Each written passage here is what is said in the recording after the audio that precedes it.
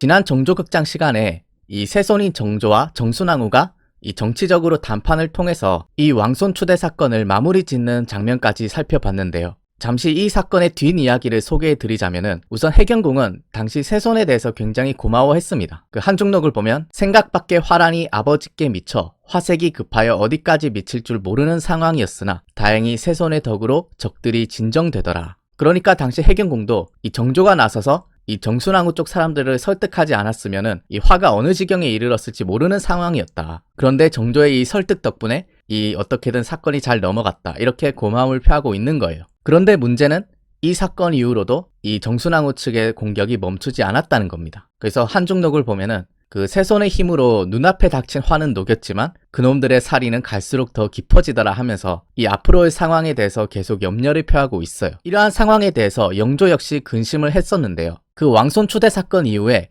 영조가 새손인 정조를 불러서 이런 말을 정조한테 했다고 합니다. 두 외척이 저렇게 서로를 공격하니 참으로 근심이 적지 않다. 점점 이 두 외척 집안의 갈등과 대립이 심해지는 이런 현상에 대해서 이 영조 역시 고민을 할 수밖에 없었던 것 같아요. 그리고 정조 역시 이러한 두 외척 싸움을 이 어릴 때부터 정말 신물나게 지켜봤거든요. 그래서 당시 정조가 이 영조의 그 말을 듣고 이런 생각을 가졌다고 합니다. 역사적으로 외척은 국가의 해가 되었다. 나는 어린 나이 때부터 이 패단을 깊이 알게 되었다. 이때부터 나는 외척 무리에게 기만당하지 않을 방도를 생각하게 되었다. 그러니까 이렇게 두 외척 간의 싸움을 가장 가까이에서 어릴 때부터 지켜봤던 사람이 바로 정조잖아요. 그래서 정조가 나중에 왕이 되자마자 가장 먼저 했던 것이 이 외척 세력을 억누르는 정책을 펴는 거였습니다. 그래서 정조가 정순왕후 가문만 누르는 게 아니라 그 해경궁 가문도 같이 눌러요. 외척이 아예 조정에 발도 못 붙이게, 정치에 아예 개입도 못하게 만들어 버리거든요. 그래서 나중에 정조가 이 왕이 되고 나서 어떻게 외척을 억누르는지 그 과정도 한번 기대를 해주시기 바랍니다. 어쨌거나 이렇게 영조와 정조가 이 대립에 대해서 깊이 근심을 했었는데 그 당시의 정치 상황을 그 박종겸이 쓴 형곡이는 이렇게 전하고 있어요.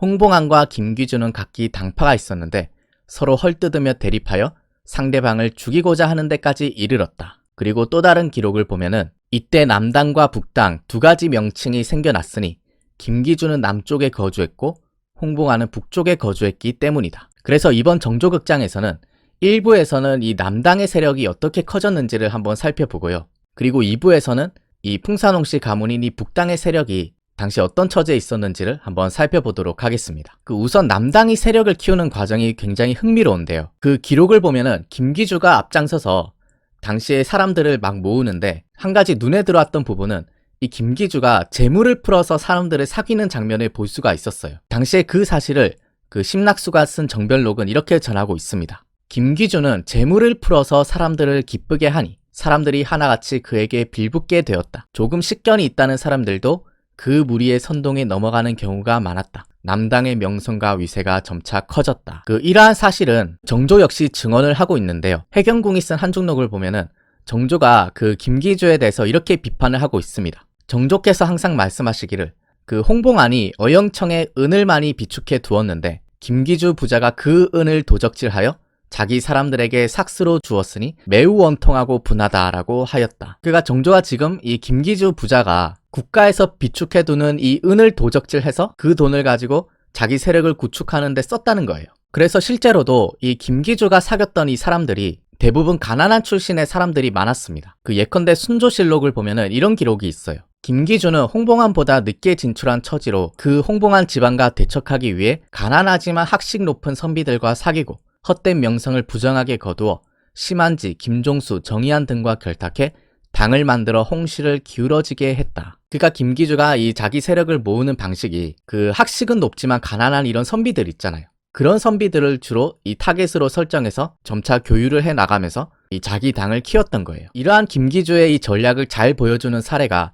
바로 심한지의 사례인데요. 그 심한지는 그 나중에 정조시대 때 가면 이 노론 벽파의 우두머리가 되는 아주 중요한 거물급의 정치인인데요. 그런데 심한지는 이 과거에 급제하기 전까지 그 집안이 몹시 가난했어요. 그래서 그 야사인 대동기문을 보면은 그 당시 심한지의 상황을 이렇게 설명하고 있습니다. 심한지는 과거에 급제하기 전에 집안이 몹시 가난하여 밥을 굶어야 할 정도였다. 그러나 지조가 있어서 비굴하게 교유를 구걸하지는 않았다. 그러니까 심한지가 비록 그 집안은 가난하지만 뭔가 권세가를 찾아가서 뭐 빌붙는다든지 비굴하게 권력가에게 아첨을 한다든지 뭐 이렇게 하지는 않았다는 거예요. 그런데 이런 고고한 심한지를 그 눈독 들였던 사람이 바로 김기주였습니다. 김기주가 이 심한지의 명성을 듣고 그 자기 사람으로 만들고 싶었던 거예요. 그래서 당시의 상황을 한번 읽어보면은 이때 임금의 장인이었던 김항구의 아들 김기주가 심한지와 교유를 맺고 싶었으나 기회를 얻지 못했다. 그러니까 김기주가 이 심한지를 어떻게든 자기 사람으로 만들고 싶은데 김기주는 당시 외척 가문이었기 때문에 이런 꼿꼿한 이 선비 정신을 가진 심한지랑 사귀기가 쉽지 않았던 거죠. 그러다가 김기주가 이제 심한지를 사귈 수 있는 기회를 얻게 되는데요. 당시 심한지의 어머니가 그 큰 병에 걸렸는데 문제는 심한지의 집안이 가난해서 약을 구할 수가 없는 겁니다. 당시의 상황을 이렇게 적고 있어요. 이때 심한지의 어머니가 병이 있어서 의원의 진찰을 받았는데 의원이 산삼 한 근을 쓰지 않으면 나을 수 없다고 하였다. 그러나 심한지는 가난해서 끼니도 이어나가지 못할 때라 산삼을 구할 수가 없었다. 그러니까 어머니가 아프신데 이 약조차 구하지 못할 정도로 심한지가 가난했던 겁니다. 그래서 심한지의 이런 사정을 들었던 김기주가 가만히 있을 리가 없죠. 김기주가 이 소식을 듣고 곧바로 심한지한테 산삼을 보내줍니다. 김기주가 이 소식을 듣고 아버지에게 부탁하여 공금 1,000냥을 차용하여 산삼을 구매해 의원에게 보내고 절대로 내가 줬다는 말을 하지 말라라고 하였다. 그가 심한지 성품에 김기주가 줬다고 하면 아마 안 받을 것 같았나 봐요. 그러니까 의원한테 그 절대로 내가 줬다고 하지 마라. 그 내가 줬다고 하면 아마 안 받을 거다. 이렇게 이제 말을 하는 거죠. 그렇게 심한지가 의원의 도움으로 산삼을 구해서 이 어머니의 병을 낫게 합니다. 한번 읽어보면은 심한지가 어머니의 병을 치료한 후에 의원에게 캐물어 김기주가 산삼을 보낸 것임을 알게 되었다. 심한지는 속으로 큰 은혜를 입었다고 생각했으나 직접 찾아가서 살해하지는 않았다. 그가 심한지도 이 산삼의 출처가 이상했겠죠. 그래서 의원한테 따지고 물어보니까 그 사실 김기주가 보냈다는 것을 뒤늦게 이제 알게 된 것입니다. 그래도 심한지가 아직까지 그 김기주한테 완전히 마음을 열지는 않았던 것 같아요. 마음을 열었다면은 바로 찾아가서 살해를 했을 것 같은데 감사는 하지만 완전히 마음을 열었던 것 같지는 않습니다. 이 기록은 대동기문이라고 하는 야사에 나오는 기록인데요. 그런데 이러한 사실은 그 야사뿐만 아니라 그 김기주 측의 기록인 김공가암유사에도 이러한 사실을 확인할 수가 있습니다. 그 기록을 한번 읽어보면은 김기주는 벗이 어려움에 처한 것을 보면 그냥 지나치지 못했다. 일찍이 벗 중에 한 사람이 부모의 병으로 산삼을 구한다는 말을 듣고 재물을 털어 산삼을 보내주었다. 그 벗이 최소한만 받겠다고 했으나 김기주는 계속 잇대어 쓸 수 있게끔 전부를 보내주었다. 조금 전에 대동기문이랑 그 스토리는 좀 비슷한데 디테일에서 몇 가지 차이가 조금 있습니다. 예를 들어 그 벗의 이름을 밝히지 않은 부분이라든지 그리고 그 벗이 그 최소한만 받겠다고 말을 했다는 부분이라든지 이런 세부적인 부분들은 좀 차이가 있는데 전체적인 내용은 아까 야사랑 비슷한 것 같습니다. 그러다가 심한지가 세월이 지나서 이 완전히 김기주 사람이 된 계기가 있는데요. 심한지의 어머니가 결국 세상을 떠나게 됩니다. 그리고 김기주가 이때 심한지 어머니의 장례를 성대하게 치르도록 도와줘요. 당시의 기록을 한번 읽어보겠습니다. 이후에 심한지가 모친상을 당했는데 가난해서 염습도 못하고 장례도 지내지 못하여 그저 눈물만 흘릴 뿐이었다. 김기주가 이 소식을 듣고 사람을 보내 조문하고 부의를 하여 정승의 초상과 같이 화려하게 치르게 해주었다. 그래서 당시 김기주가 얼마나 화려하게 장례를 치러줬는지 당시에 어떤 사람이 이건 너무 사치스러운 게 아니냐 이렇게 힐책하는 사람도 있었다고 합니다. 그런데 그때 심한지가 말하기를 내가 이 사람한테 마음을 허락했기 때문에 고맙게 받고자 한다라고 말을 했다는 거예요. 그래서 김기주가 이때부터 이 심한지의 힘을 얻게 되었다. 심한지가 이렇게 해서 김기주의 사람이 되게 되었다 이렇게 전하고 있습니다. 그리고 이 사실은 대동기문뿐만 아니라 아까 김기주 측의 기록인 김공가암유사에도 전하고 있는데요. 역시 벗의 이름은 밝히지를 않았어요. 익명의 벗이라고만 하고 있는데 한번 읽어보면은 어떤 벗이 부모의 상을 당했는데 집안이 가난하여 상내 물품을 제대로 마련할 수 없었다. 이에 김기주가 사람을 보내 상내에 필요한 물품을 모두 상등품으로 마련하여 보내주었다. 심한지 입장에서는 자신이 어려울 때 도와줬던 김기주가 얼마나 고마웠겠어요. 그래서 내가 큰 은혜를 입었기 때문에 이 사람에게 내가 마음을 허락했다. 지조 있다고 소문난 심한지가 완전히 김기주의 사람이 됐던 거예요. 그래서 당시에 이 일이 선비들 세계에서 소문이 났는지 이때부터 김기주가 점차 세력을 키워나갔다고 합니다. 한번 읽어보면은 김기주는 이 일로 인하여 당시 명사들을 망라하여 자신의 세력을 키워나갔다. 심한지도 이후 김기주에게 붙게 되었다라고 전하고 있습니다. 그래서 이때부터 그 김기주와 심한지가 서로 이제 같은 당을 하게 되는데, 이러한 사실은 그 심낙수의 증언을 통해서도 확인을 할 수가 있어요. 그 심낙수가 하루는 심한지를 찾아가서 이렇게 물었다고 합니다. 그대와 같이 학문과 식견이 있는 사람이 어쩌다가 청리에 물들었는가. 이게 그 조선시대 때 그 선비들의 일반적인 생각이었어요. 그 청리는 외척 집안의 권세 있는 사람을 말하거든요. 그래서 당시 선비들이 그 외척 세력과 가까이 지내는 것을 경계했었습니다. 그래서 심한지도 처음에 그 문득 김기주한테 마음을 열지 않았던 거예요. 그런데 그랬던 심한지가 김기주와 이제 친하게 지내니까 그 안입곱게 본 사람도 있었다는 거죠. 그랬더니 심한지가 그 심낙수에게 이렇게 대답을 합니다. 그대가 아직 김기주를 몰라서 그렇다.